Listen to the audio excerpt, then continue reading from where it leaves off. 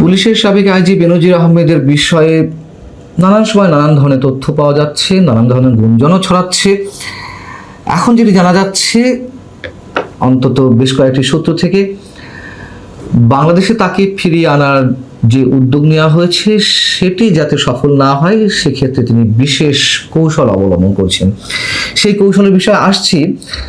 তবে এটা তো সত্য কথা, প্রথমে গুঞ্জন ছড়িয়ে পড়েছিল যে তাকে আসলে ইন্টারপোলের সহায়তায় আটক করা হয়নি, তাকে কোনো একটি বিষয়ে বিশেষ জিজ্ঞাসাবাদের জন্য পুলিশ সদর দপ্তরে ডেকে নিয়ে যাওয়া হয়েছে। আবার কখনো কখনো এমনও শোনা যাচ্ছিল যে তার বিরুদ্ধে আসলে যে মামলাটি হয়েছে সেটি করেছেন আবুধাবি বা দুবাইয়ের একজন ব্যবসায়ী।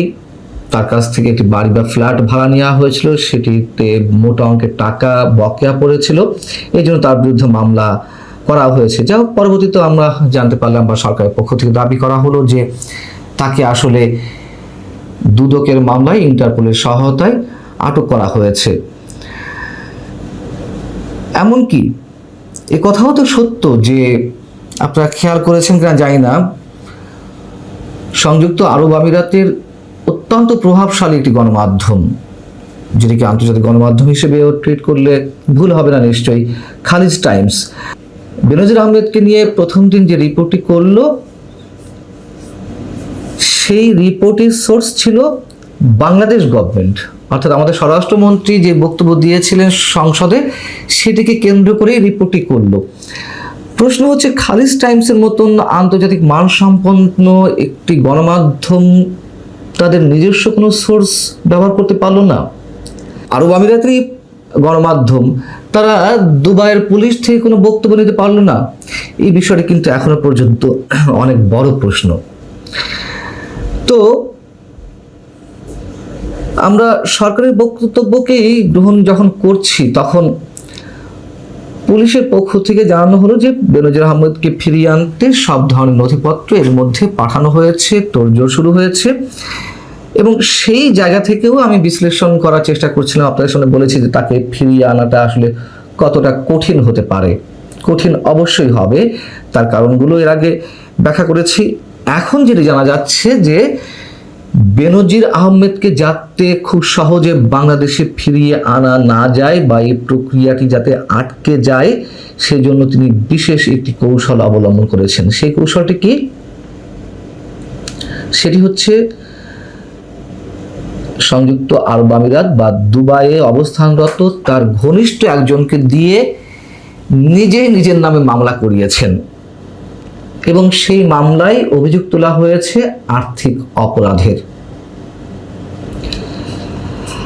এটিরও মজার একটা বিষয় আছে যে কেন এই ধরনের মামলা করানো হলো।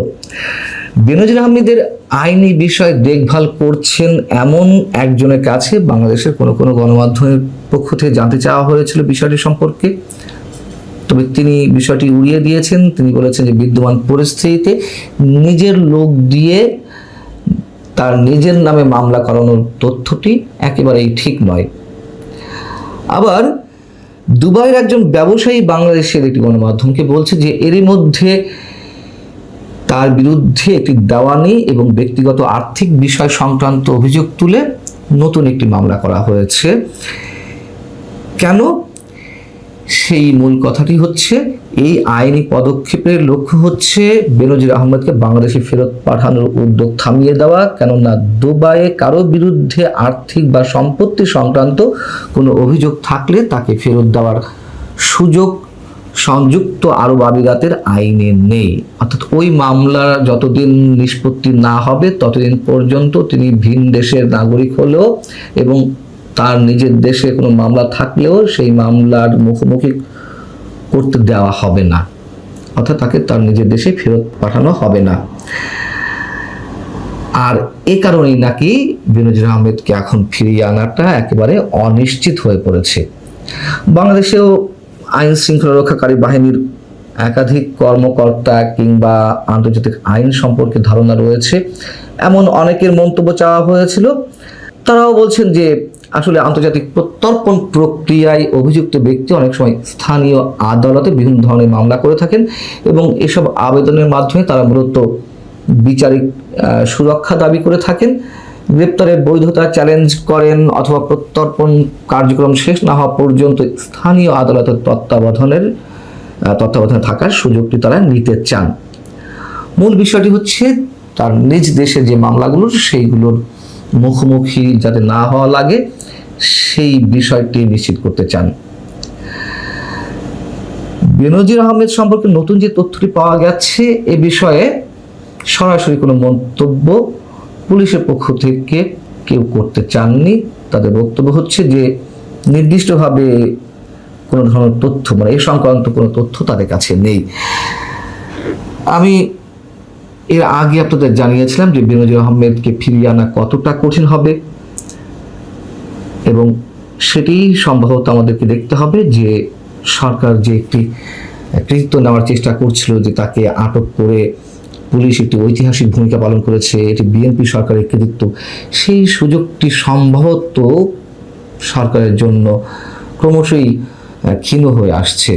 তারপরেও বলা যায় না, রেকর্ড তো আছে যদিও ইন্টারপোলের সহায়তায়, ইন্টারপোলের রেড নোটিশের মাধ্যমে এই সংযুক্ত আরব আমিরাত থেকেই, দুবাই থেকেই কাউকে ফিরিয়ে আনার